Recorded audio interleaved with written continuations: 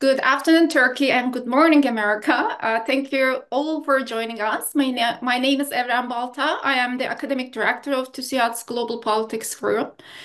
Today is Soli, Özel, and I'll be moderating a conversation that focuses on the global implications of the 2024 US elections, particularly the Trumpian revolution, although you are basically arguing that Trump is not a revolutionary. Maybe we can discuss that as well. And we are very pleased to be joined by a distinguished guest who needs no introduction, Professor Stephen Walt. Steve is the Robert Rennie Belfer Professor of International Affairs at Harvard University. He is a leading figure in the Rayla School of International Relations and one of the most insightful voices on US foreign policy. His recent book, The Hall of Good Intentions, which was published in 2018, highlights the failures of America's liberal foreign policy elite. Steve is also widely recognized for co-authoring The Israeli Lobby and US Foreign Policy with John Mersheimer. He's now writing a bi-weekly column for foreign policy, and his writings offer really a crucial lens through which to understand, again, the Trumpian moment. Let me quickly go over the format before we dive in. Steve will begin with an opening intervention, after which Soli and I will pose a series of questions. We will then open the floor to audience questions, but please feel free to submit yours using the Zoom Q&A function at any time. I'll be directing those questions to Steve. We will also have simultaneous translation available. Just click the interpretation button at the bottom of your screen if you like to follow in Turkish this conversation. Okay, with that, let me turn Steve for his opening remarks, and thank you so much for joining us. My pleasure. It's really a wonderful opportunity to speak with you, and I want to thank Soli and Evren for the invitation. I'm going to try to explain what the Trump administration is doing and also argue why it's actually not going to work out very well for them or for the rest of the world. And the place to start is actually what they are doing here at home. This is the most radical presidential administration in American history. I think Trump and his team believe that the existing arrangements inside the country are terrible. That's one of his favorite words, and that they need to be radically altered, radically transformed. He believes his reelection in 2024 vindicated him, despite all that he had done before, and he's not holding back this time around. They think the United States is controlled by a deep state that is infected by a lot of radical left-wing woke ideas, that there's too much democracy, too much bureaucracy, and that saving America requires a strong leader with essentially unchecked power. So I think you can see them following the standard autocrats playbook that we've seen in lots of other countries, Hungary, Russia, Poland. So attacking universities, the media, the legal system, even independent scientific journals, using the power of the state to try and bring them under control. Justify those actions by talking about enemies, both internal and external, judges, criminal gangs. It's worth noting that Trump has invoked emergency powers now 8 times in just 3 months to justify some of his executive orders. They are firing lots of government officials, trying to both weaken those institutions and intimidate the people who are still there, going after people who opposed him during his first term in various ways, engaging in widespread acts of corruption to enrich himself in ways no other president has even contemplated. Of course, putting loyalists in key positions and demanding that they constantly praise him. Some of you may have seen the cabinet meetings where the secretaries sit around and talk about how wonderful he is. And then finally defying what the courts have ruled. Last week in an interview when Trump was asked if he had to uphold the Constitution, his answer was, "I don't know," which is, again, quite shocking given that he swore an oath to do that. So that's what's happening at home. And again, it's really quite far-reaching and from my perspective, quite alarming. Then the question is, what is he doing abroad? And I think there one has to start with his basic worldview. Trump sees the world divided into, strong states and weak states, strong leaders and weak leaders, winners and losers. It's a purely zero-sum and rather short-term view. He's clearly much more comfortable with autocrats than with liberal Democrats. He admires and respects people like Vladimir Putin, Xi Jinping, Kim Jong-un, Mohammed bin Salman in Saudi Arabia, um, Orban, Erdogan, for that matter. He doesn't get along well with people like Angela Merkel, Justin Trudeau, Keir Starmer, sort of classic liberal politicians. He thinks the world should be run by strong men, and it's mostly men, who make deals with each other and don't have to worry very much about laws, norms, rules, legislators, voters, things like that. Indeed, I think it's pretty clear from Trump's entire career, even before he was a politician, that he thinks laws and norms and rules are for suckers. The strong do what they can. And then finally, he believes that the existing arrangements around the world have been terrible for the United States. He constantly says that other countries are stealing from us or ripping us off, pointing to trade deficits, which he clearly doesn't understand. Thinks that a deficit means the United States is somehow being robbed when there's a trade deficit, and doesn't understand when there's a trade deficit, it means basically we're getting goods and services from others, and other countries are getting pieces of paper, dollars from us, which is not that bad a deal. He thinks America's allies around the world are basically freeloaders who should be paying for protection, and thinks the European Union was actually created, and he has said this, to screw the United States, to hurt the United States. And I think it's clear he would like to see it break up. He would much prefer to deal with individual European countries rather than Europe as a whole. He would also like to see far-right groups in Europe become more influential. You've seen this in several different ways. J.D. Vance, the vice president, gave a very hostile speech at the Munich Security Conference in February. And just last week, the Secretary of State tweeted a criticism of the German decision to investigate the AfD party. He called it tyranny in disguise, really quite a remarkable statement from the American Secretary of State. So what has he actually done? Well, he's imposed the highest tariff levels since 1930s. Now he's backed off from some of those since then, but it's clearly sort of a situation we haven't been in almost 100 years.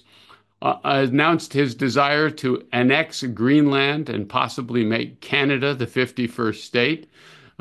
He has blamed Ukraine for the war with Russia, endorsed many of Russia's peace demands, and also demanded Ukraine sign over rights to mineral resources.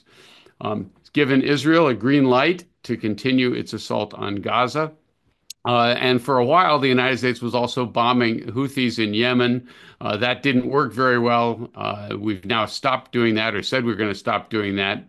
And finally, he's reopened some talks with Iran on its nuclear program, but again, has taken thus far a very hardline position that Iran has to give up its entire enrichment capacity. So not clear that there's going to be a deal on those terms, and we'll have to see how that proceeds. All of this reflects his belief that he's a brilliant negotiator and that the United States can simply impose its will on others and force them to do whatever Trump wants. And here's why it's not going to work. First, it ignores, I think, the power of nationalism. We've had elections now in Canada and Australia that clearly the anti-Trump candidates benefited. And I think that shows that many people around the country, or around the world rather, don't like being bullied. And leaders who stand up to Trump are going to get rewarded politically. Second, being unpredictable is actually a liability in international politics. He thinks this is a great bargaining advantage, that you want to keep everyone off balance, but this is quite short-sighted. If you keep changing your position, you don't stick to your promises, others are going to conclude you're unreliable and just start making other arrangements. And we're starting to see this happen already. Third, there are some deep contradictions in how the Trump administration is approaching the rest of the world.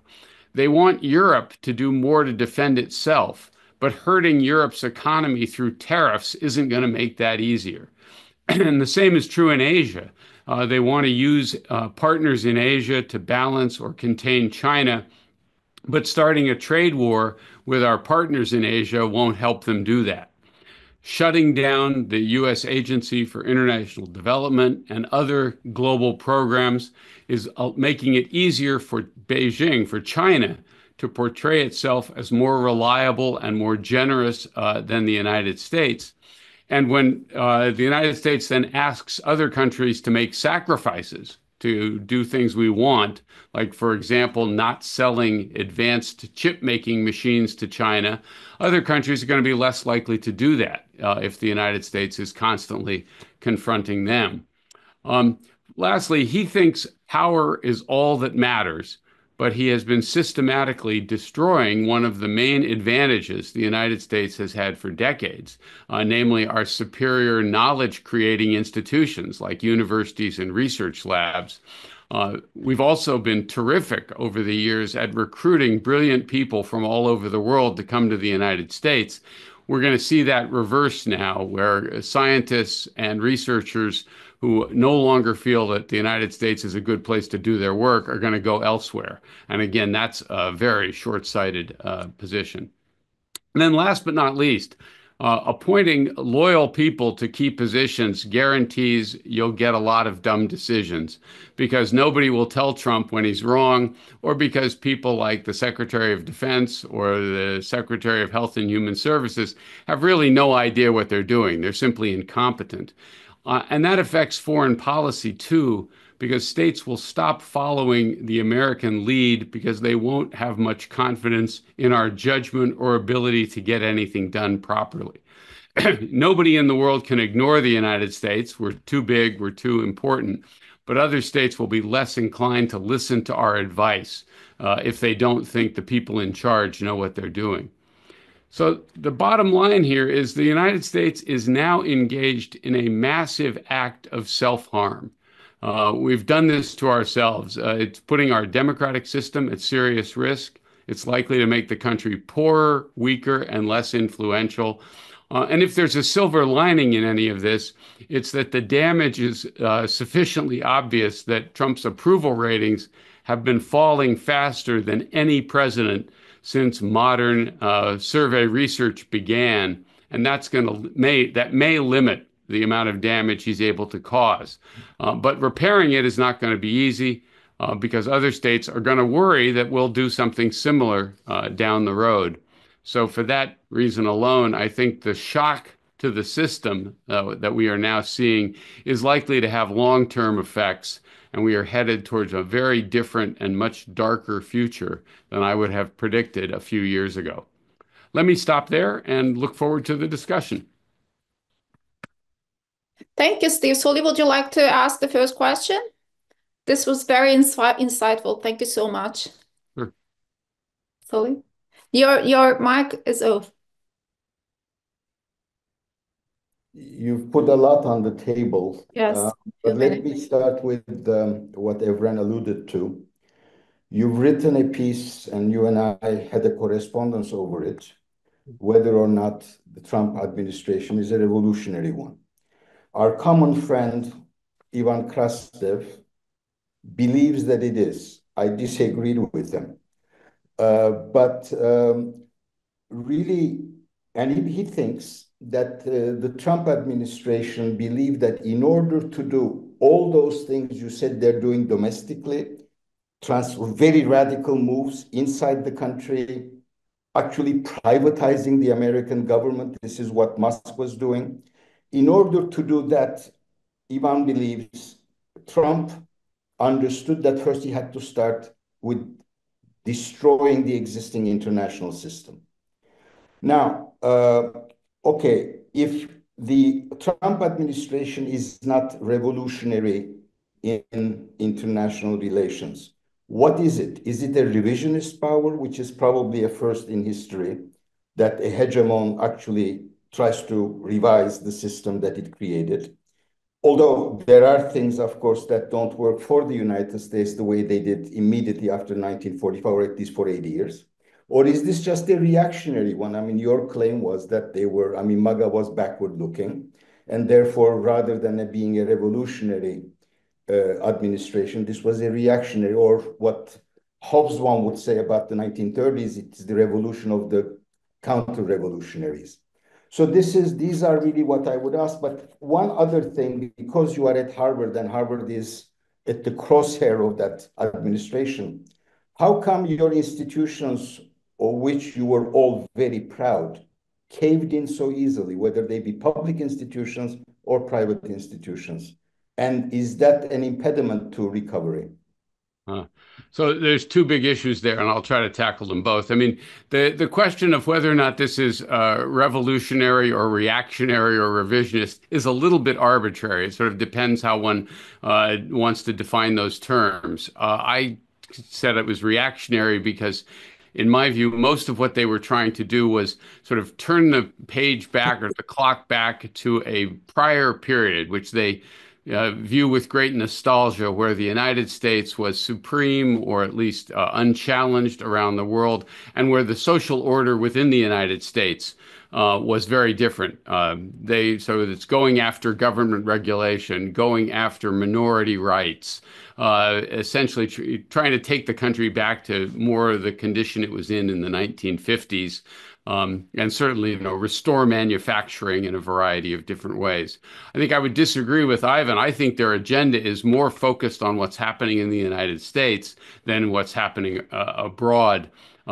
Trump has views on how to adjust the American position in the world, but those goals are secondary. He is not. He is a nationalist. He is not an internationalist. He does not have, I think, a grand program for spreading a model the way, say, the French revolutionaries did or the Bolsheviks did. He's not trying to turn every country around the world into the United States of America. But aren't part of some of his advisors, and certainly his vice president, an internationalist, in the sense that they want to create a reactionary international? This is why they support the AfD. They love Orban and all the other right-wing parties in Europe, which is one of the projections into the European politics of what goes on in the States. Right. Well, my view of this is, again, he's comfortable with autocrats. He likes dealing with other individual governments and individual leaders. Doesn't want to have to worry about, public opinion or what different societies are. I wrote a piece a while back saying that his model would be a sort of concert of kingpins. Powerful authoritarian leaders in Russia, China, Modi in India might fit this model. And that team of great power leaders will run the world. They'll manage everything together. They'll cut deals with each other. When you think about it, that's kind of a return to old great power politics. It's a repudiation of the, Clinton, Bush, Obama era liberal internationalism, where all countries are gradually going to become democratic and get along through global institutions. Trump's model is it's nation states led by strong leaders, and they cut deals, and we don't worry very much about global rules, global norms. Institutions like the United Nations. You might remember that when Trump first went to the UN General Assembly in 2017, gave his first speech there, he looked out at the audience of all the other world leaders and says, "I want to tell you all, I'm going to always put America first, just as I know you will always, and you should, put your own country's interests first." He has a very sort of, I hate to say it, crudely realist view of the world. But that is a sort of hearkening back to old style international politics, not the way many people thought international politics was going to evolve. With respect to what's happening in the United States, so as you know, Harvard did not back down. Some institutions did. Columbia University basically caved into the administration's demands. Some prominent law firms agreed to accommodate them. And here the Trump administration, I think, made a very large mistake. Instead of taking those concessions and moving on to their next target, they went back. So they issued more demands to Columbia after Columbia had appeased, and they did that with a couple of the law firms too. And that sent, I think, a huge signal to others that there was no point in giving the administration what it wanted. They would just ask for more. And that led Harvard to reject the administration's demands there, which has then, I think, triggered much more resistance among other American universities, various consortia getting together to try and deal with this. And also, I think that this may be gradually be backfiring. It's going to have consequences for American universities, but it's already obvious that it's going to affect the quality of research in areas that lots of people care about. And just to add, most of the money that comes from the federal government for research at a place like Harvard goes to the medical school, the School of Public Health, and to various scientific research programs. It's not going to political scientists and English professors for the most part. So they're cutting off the kind of research that saves lives, that develops new medical treatments. If it goes far enough, it's going to affect the quality of medical care quite quickly. And I think many ordinary Americans see that as short-sighted. So it may ultimately backfire politically to be quite so hostile towards American universities. Okay. Now, I have three questions, which are somehow connected to each other. The first one is that I know that you have written a lot on the limits and dangers of liberal internationalism, even in your last book. But thinking of what is happening right now to the transatlantic alliance and like democratic values being the core of NATO and also in a broader sense, the transatlantic alliance, I would like to ask whether NATO or the alliance itself survive without this ideological common ground, without democracy. Or if the US is no longer a model of liberal democracy, what really is the glue that brings together the transatlantic alliance? My second question is, like you mentioned, that we are basically back to old power politics. And in a way, I mean, Trump's comments about taking over Greenland, Panama, Canada, parts of Gaza, even the whole Gaza. Is it really, are we back to the 19th century territorial imperialism? Is this serious? Are we going to see like the international politics shaping around this sort of territorial expansionism, or is it just a discourse? And finally, maybe I just stop and ask the second, third question afterwards. These are already enough, I guess. Yes. So I have been arguing for a long time that the glue holding NATO together was weakening, and I think that's even more true today. We sometimes exaggerate the degree to which shared democratic values are really what held NATO together. NATO had several members that went through periods where they were not democratic. For example, both Greece and Turkey had periods where you wouldn't have called them true democracies, but they were still members of NATO and still accepted within the alliance. And the real reason NATO was formed was, of course, fear of the Soviet Union and the desire to keep the United States involved in European security. And even if democracy slips a lot in some NATO members, including the United States, if that concern was still present or you had a common threat, I think you'd still see some reason to keep the alliance together. And I think one of the areas where the Trump administration has a sort of a contradiction is I don't think they want to see NATO break up yet. They understand it is a tool of American influence still. They would like to get Europeans to buy a lot of American weapons, and the Europeans are much less likely to do that if the United States isn't part of the alliance, because then you wouldn't be able to depend on the American support. They want the Europeans to basically do much more to defend themselves, but it's easier to get them to do that while you're still at least nominally part of the alliance. The contradiction is that I think they would like to see the European Union become weaker. They like people like Viktor Orban, who doesn't like the European Union very much, although he does like the money that Hungary has gotten from it. And of course, they would like to see the EU break up because the United States is much bigger than any European country. So dealing individually with France, with Germany, with Italy, with Belgium etc., is much better. It's worth remembering also that Trump supported Brexit. He thought Britain leaving was a good idea, and that's again because it weakened the EU as well. So I think, the transatlantic relationship is certainly weakening. And if I were a European, I would start preparing for a world in which you cannot count on the United States to come to your assistance. That just, you hope it will, but I would not count on it, particularly going forward. As for the more interesting question, are we returning to an era of 19th century, great power imperialism? I think one has to take Trump's statements here seriously, that they were not just off the cuff. And that's especially true with respect to Greenland. And you can make sort of both strategic and economic arguments why it might be in America's interest if it gained control of Greenland. But none of those arguments are particularly compelling. For example, with the Arctic becoming an area of greater interest, having a greater security presence in Greenland would be valuable.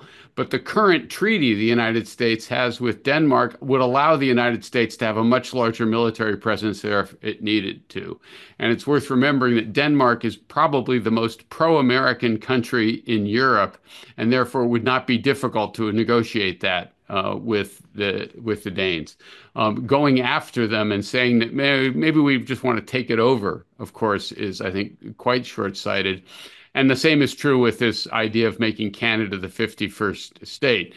The Prime Minister of Canada, Mark Carney, told Trump yesterday in the Oval Office that Canada is not for sale, not now, not ever. And Trump's reaction was never say never. It's also here, remember that, Trump probably did more to elect Mark Carney prime minister than any other single individual, precisely by threatening to take over Canada in some way as well. I think here Trump just has a very simplistic idea of what national greatness is. I think his view is other presidents expanded the United States, made it bigger. If you looked at a globe, there were more areas that you would paint blue. And if by the end of his presidency, he can point to Greenland and say, look, that's ours now, then some Americans will think, well, that's a sign of greatness. It's, I think, extremely short-sighted. Among other things, it will invite other countries to covet things that they might want. And the general norm against territorial conquest has made war less likely over the past 50 plus, actually closer to 80 years. And dispensing with that norm is, I think, playing with fire in a variety of ways. Here we are. We're not in Turkey, any of us, but most of our audience are.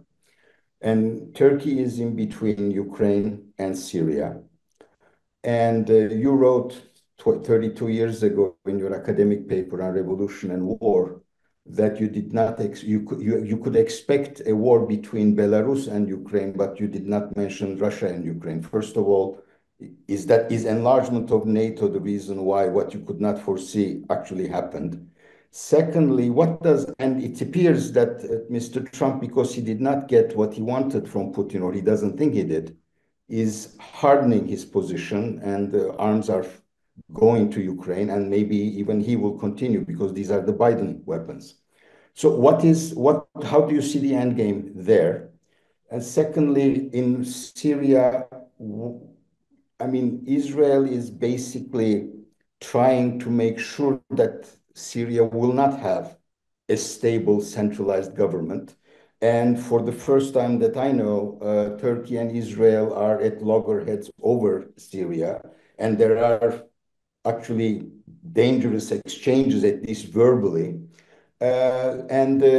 He seems to get along very well with Turkish president. What is it that he expects from the Turkish president, so that they spoke apparently 5 times on the phone since the beginning of his term? Really? You undoubtedly know more about what's happening in Syria and between Turkey, Syria, and Israel than I do. I'll say a couple of things in a second. But Oh, can I I add would, on something? yeah. If you could also mention Iran, because that seems to be far more serious than anybody thought it was going to be. Right. So again, Trump, stepping back for a second, Trump ran for re-election, claiming he was, this brilliant deal maker and that he could solve these problems very quickly. He said, I can solve the problem in Ukraine in 24 hours, which everyone knew was absurd, but that was part of his sales pitch. And I think he genuinely would like to be able to claim some kind of grand diplomatic success, whether it's ending the war in Ukraine in a way that looks positive, right, or reaching some kind of agreement with Iran on its nuclear program that looks positive. And it's all, again, he cares only about how that's going to look for him.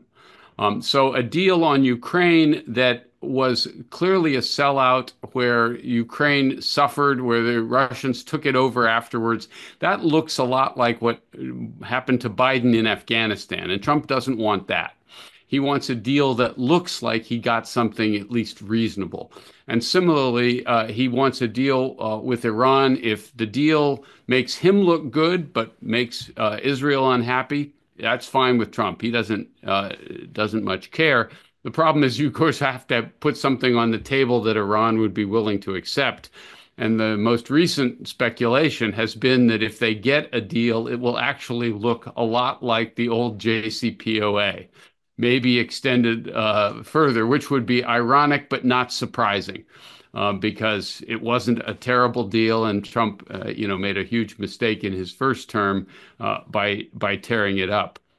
On Ukraine, I mean, I think that yes, NATO expansion was one of the key, perhaps the key driving force in leading Russia to launch an illegal invasion, which Russia thought was going to be very easy, wouldn't cost very much or take very long, and has ended up, being a very long and costly war for Russia. I think the terms of that arrangement, the Ukraine is not going to get Crimea back. Ukraine is probably not going to get the four oblasts back, but the deal has to ensure a viable future for the rest of Ukraine. Right. And the problem is, thus far, the Russian terms have not guaranteed that, have not made it clear that what was left of Ukraine would be able to survive as an independent country for very long. And I think Trump does not want to accept that deal. I think he's also been somewhat frustrated that his pal Putin has not been as compliant as Trump expected. But that's just a sign that, in fact, Trump is not the great negotiator that he thinks he is. Oh, and then finally, what's going on in Syria?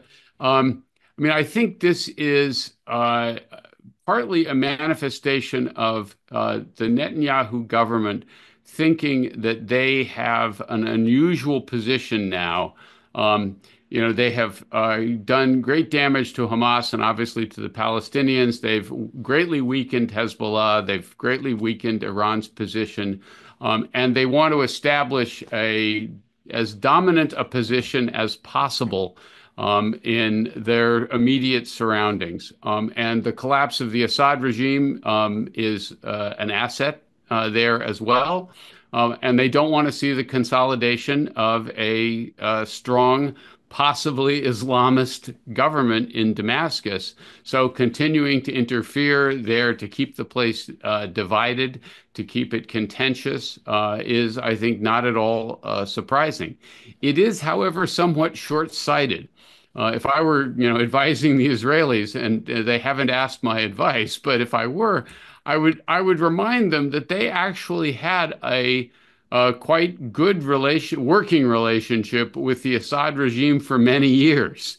That having a stable government there that understood the balance of power between Israel and Syria, and therefore, kept things quiet, was preferable to having a violent, unstable, and unpredictable situation on their border as well. That doesn't seem to be the way the Israelis are proceeding now, but I think it may ultimately cause them more problems than they think down the road, and especially if it leads them into a more direct confrontation with Erdogan. Last point is, I think you see this throughout, that apart from the attempt to negotiate a deal with Iran, the Trump administration does not want to get involved in any kind of serious conflict in the Middle East. They apparently, told Netanyahu they would not support an Israeli attack on Iran. They did bomb the Houthis for a while, but have stopped now, mostly because it wasn't working.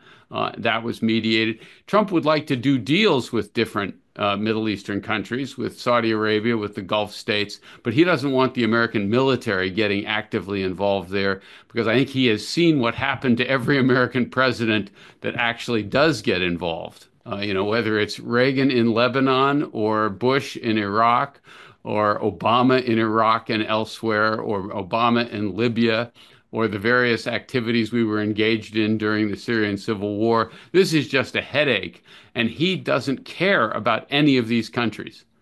So why would he want to put American troops in there? Last point I'd make is, you remember, he has argued since 2016. He's been critical of the so-called forever wars. And so you could argue it may be the one positive thing in his program is he's quite averse to sending the American military to do anything but drop bombs and send cruise missiles. That he's willing to do, but I think he's very leery of any kind of large-scale commitment in that part of the world. Soli, would you like to continue on that, or I can just... Okay. You just go ahead, except that one very short answer, please, on that. I happen to think that the Saudis may have more influence on him than maybe any other president before. And I'm wondering if they are playing a role both in the Iran case, where they don't want a war themselves either, and whether or not they'll be able to play any part on Gaza. Gaza is an interesting... Which is truly beginning the conditions are there now for an ethnic cleansing. No question. And I think that if there's any group that might be able to, whisper in Trump's ear and get the United States to alter what has been a quite permissive policy towards Israel under Trump, no worse than Biden, but no different, it would probably be the Saudis. Again, it gets back to Trump prefers dealing with people who he thinks have complete authority. Saudi Arabia was the first country he visited as president back in his first term. He apparently gets on well with MBS. So yes, I think the Saudis could, and he has various reasons to want to collaborate with Saudi Arabia on a variety of issues. So the Saudi voice here, I don't think the Saudis have a deep commitment to advancing or defending the Palestinian cause, but they understand the political realities, and they certainly want to have a quiet region rather than a conflicted one. Right. I'm now gonna direct to you some of the questions from the audience. Great.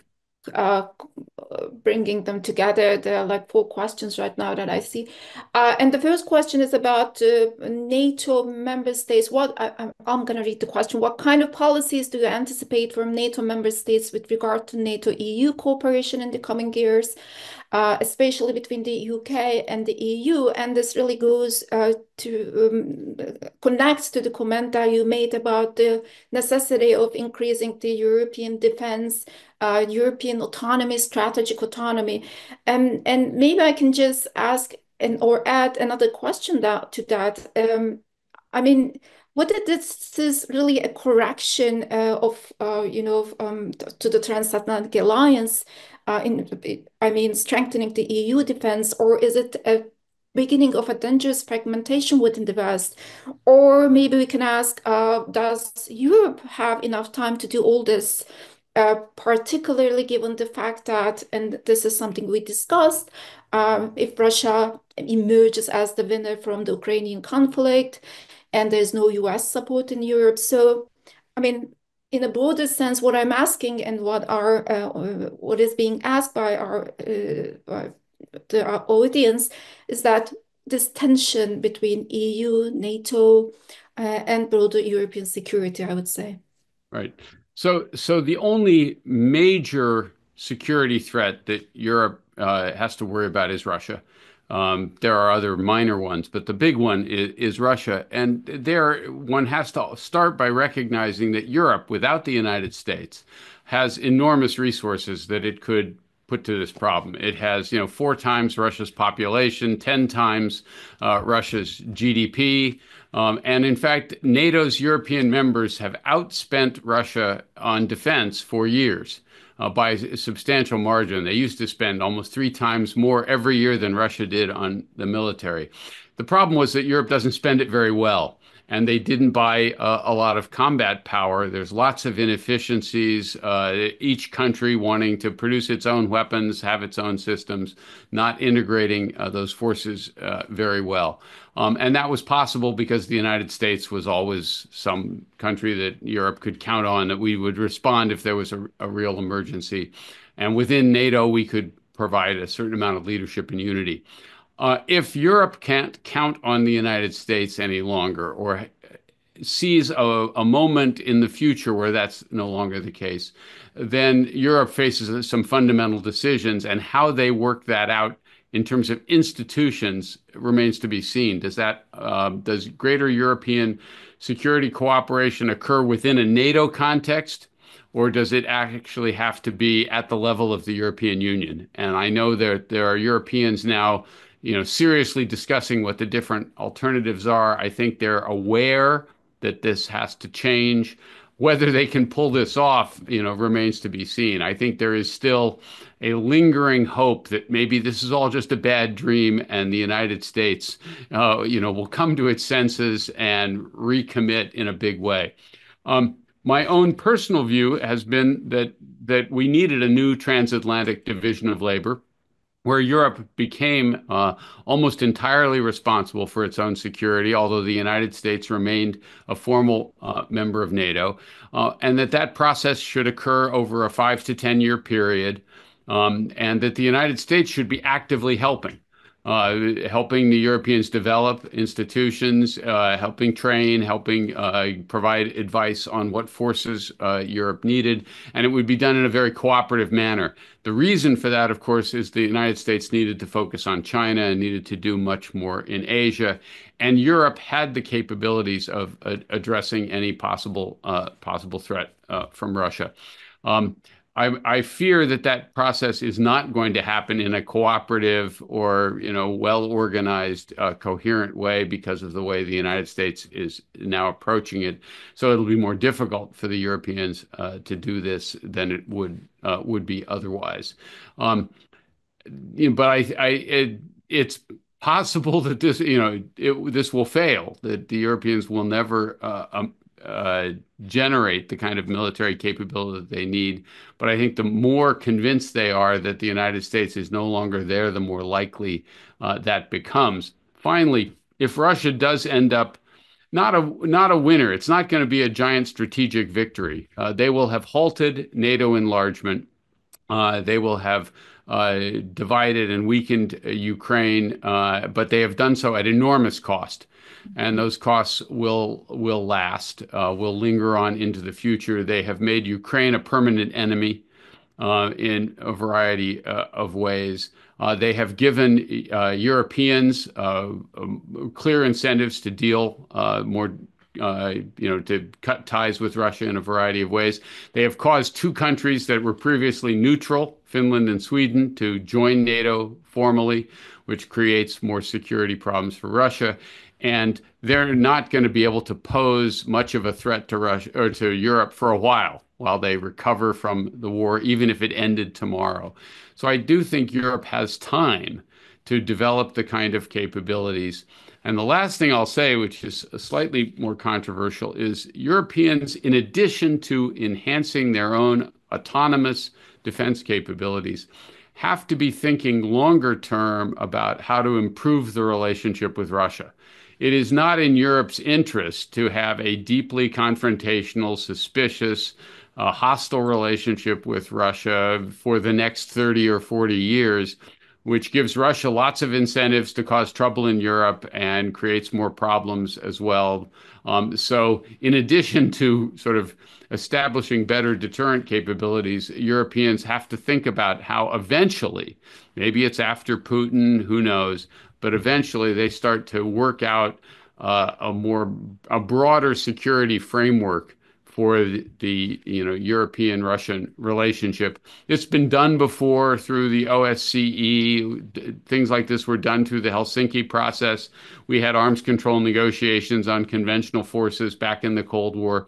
So it's not like we've never done this before. And that goal has to be out there as a sort of longer term objective to lower the temperature between Moscow and the rest of Europe. Mhm. Um, So, yeah, go I ahead. really am itching to ask these two questions. One, on your last point, doesn't it take two to tango? And number two, you're still not convinced that Putin's imperial ambitions were, if not a bigger reason, but certainly equal weight reason for the war rather than just NATO enlargement. Well, yes, it does take two to tango. I think the Russians would love to have a better relationship with Europe on their terms. And what the discussion's about is what the actual terms of that would be. So if Russia would love to sell oil and gas to Europe, that would be good for Europe for economic reasons, worrisome for other reasons. But of course, if Russia continued to engage in various destabilizing activities in Europe and continued to pose military threats in the Baltic region, etc., Europe has every reason to resist all of that. Yes, it takes two to tango, but I don't think that Russians are totally uninterested in developing a broader or a more I don't want to say friendly, but a less confrontational relationship. And yes, I don't know exactly what people mean by Putin's imperial ambitions. We have his long 5,000 word article from the summer of. Yes, which an article which has many flaws, but it does say, if you read it to the end, that he makes it clear that if Ukraine wants to be an independent country, that's fine. So I don't see Putin is also the person who said, anybody who doesn't miss the old Soviet Empire, has no heart. Anyone who thinks we can recreate it has no brain.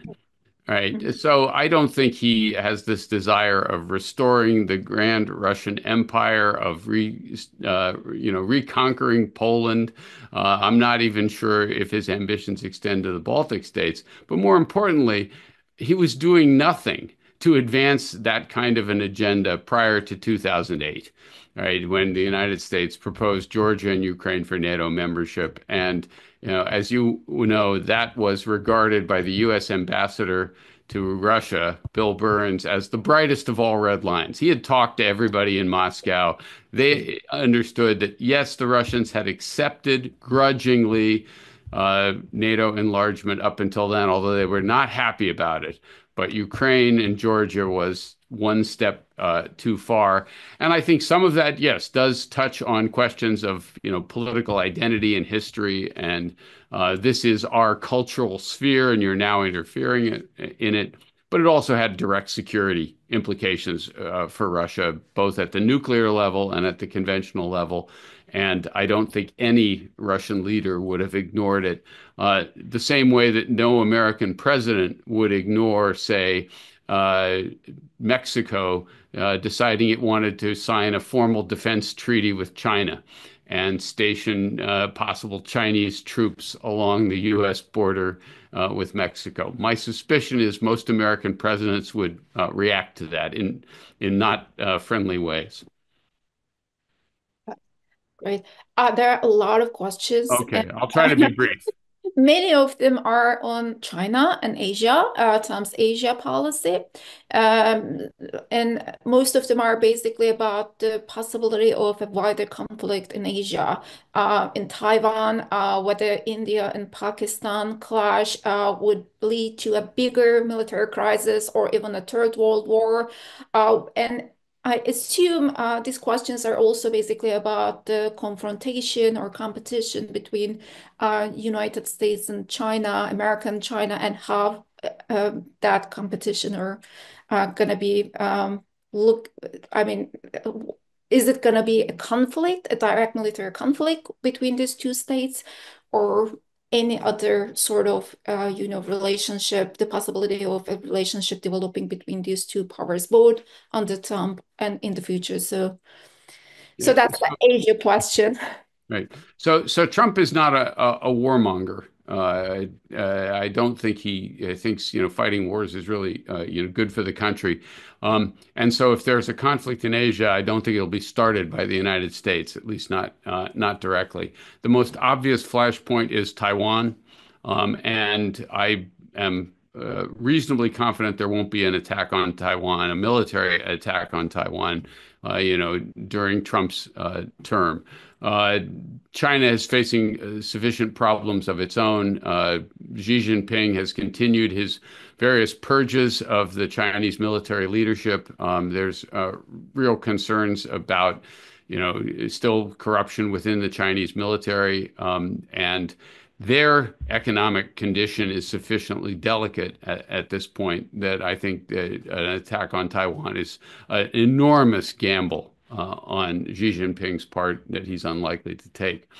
The more interesting question is right now is on the economic relationship. So Trump has announced these tariffs on most of the world, and then he backed off some of them, but he didn't back off on China. And he has no one quite can tell what his objective is. Is he trying to use this as a negotiating tactic, or does he really see this as a way of fundamentally altering over the long term the U.S.-China economic relationship? I think it is not clear that the United States wins this wrestling match, that we both economies depend on each other, but we depend a lot on what China produces and on rare earth minerals and other things from China. And to have launched this war without thinking through how it will play out over time and which side will blink first, I think was perhaps a mistake on Trump's part. The second big mistake, and I mentioned it before, was if you wanted to put economic pressure on China, you wanted to do that in league with lots of other countries who deal with China. You wanted to line up the EU, you wanted to line up Japan, South Korea, Australia, and others, and present China with a united position, saying, what you're doing in terms of your trade relationships with us and your macroeconomic policies at home is harmful to us, and we're not going to do it anymore. And the United States could lead that process, but it would be much more effective if we were doing it along with lots of other countries who have similar concerns. Trump didn't do that. He launched a trade war with everybody. And of course, that gives other countries incentives to then start cutting deals with China instead. China is on, there's a big article in the Financial Times this week about China's charm offensive. They are trying to take advantage of the war that Trump has launched on everybody to advance their own economic agendas. So I always think of the Trump approach. He understands China is the big rival, but he can't develop a coherent strategy that's likely to work. The final part is, this is ultimately a contest for technological supremacy, for which country is going to have the most impact over cutting edge technologies going forward. If you understood that, the last thing you would be doing would be cutting scientific research budgets in the United States, going after universities, all the things they're doing, which must be an enormous gift to Beijing, because it's undercutting what has been one of the foundations of American power for a century or more. Soli, Soli, would you like to ask a question, or should I continue with the audience? Please continue with the audience. Okay. So there's this question by Najikor, and he asks that Trump said he would seek another term in office. There are some in the administration who support this. Do you think this is possible, and how do you think Trump would handle it? Although this is a domestic politics question, maybe I can add to that one and ask you, regardless of Trump basically seeks another term in the office or not, will there be a post-MAGA foreign policy after Trump? And how does it look like? Or how should it look like normatively? I mean, distinct maybe from Trump's chaos or from Biden's cautious liberalism. So Yeah. So, mind, yes. yeah. So again, it is important to recognize that Trump does not really believe rules are very important. They don't apply to him. He'll use rules to his advantage if he can, but he'll ignore them if he can get away with it. Again, that was true before he got into politics. It's true today. The U.S. Constitution is quite clear. It's not even a close call. He cannot serve another term as president. But he's already sort of said, well, maybe, lots of people think maybe I should. And so if he thinks he could get away with it, he might try. Right. And there are people in the MAGA movement who would support that because it's something of a political cult. And there's lots of different ways you can think of for him to try to do that. Declare an emergency and say that, because things are so bad here in 2028, we can't hold the election. We'll have to postpone it for a year. And while we're postponing it, I'll remain as president. Or he runs, he says, I won't be president. I'll run as vice president and J.D. Vance will run for president. Turns out you can't really do that legally, but maybe the courts would say it's okay. And the point is he's probing. He's trying to see if this is something he could get away with the same way he's probed about Greenland or Mexico. Let's see. If it doesn't work, fine. If it does, great. But the point is that the fact that there's a rule doesn't affect him. Whether there's a post-MAGA foreign policy depends a little bit on what happens over the next 3 to 4 years. If it's a real disaster, that will help discredit the movement in some respects, and you might get the pendulum swinging back to some degree. But, he did win the election. He has a base of support that's quite loyal. So I think this set of impulses is not going to disappear from American politics. Whether it is driven back to the point that it doesn't take power again for a while, I think will depend a lot on, again, sort of what is achieved or not achieved over the next few years. And I think that's a real problem for the United States. So if you imagine another president in 2028, whoever it is, who wanted to try and rebuild America's relations with a number of other countries, that's going to be much harder to do. It was easy for Biden because he was familiar and everyone could pretend that Trump was this mistake we'd made, but we wouldn't do that again. I think a 2028 president would face a lot of skepticism from other countries who would say, well, we like you. We like the fact that you want to cooperate with us, but how can you guarantee that somebody like Trump doesn't come back, one of his sons or J.D. Vance or something like that? So I think that this strand of foreign policy and, for that matter, domestic policy is going to be with us for a while. Can I? Of course, go ahead. I mean, our time is almost up, but okay. we have like 5 minutes, 3 to 5 minutes. Before the elections on the 5th of November, I think ECFR conducted a poll, and except for Western Europe mainly, or Europe, or EU countries in general, the entire world wanted Trump to win. Because I guess the hypocrisy of the Biden administration, whatever, that at least what you see is what you get, was the desire of most of the world. I suppose everyone is not disabused of that, the affection for him or not the desire to get him. Did he, do you think, as I do, did he expose America's weaknesses unnecessarily? The way the tariff thing was conducted and all that. And if that is so, if indeed he did, and given the fact that all contenders for great power status have their own vulnerabilities in varying degrees, perhaps is a post-American world a world in which what will be important is who can manage their vulnerabilities better and more intelligently rather than who is on top? Yeah, that's a great question. So I think you're right. He has exposed a number of vulnerabilities and just sacrificed what were a number of assets. I like the way you put it. He sort of eliminated the hypocrisy, right? But that hypocrisy had some values or value to it that I think many countries understood the United States would make mistakes. Sometimes was very selfish, self-interested, but wasn't actively malevolent.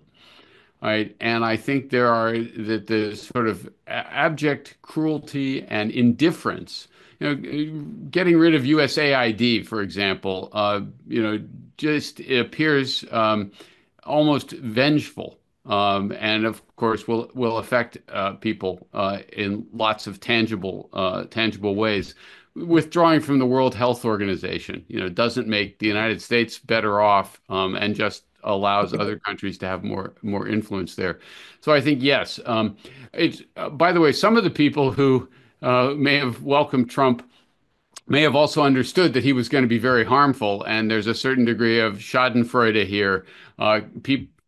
People around the world who are unhappy with the role the United States has been playing, maybe welcoming the fact that American influence is going to decline in a variety of ways.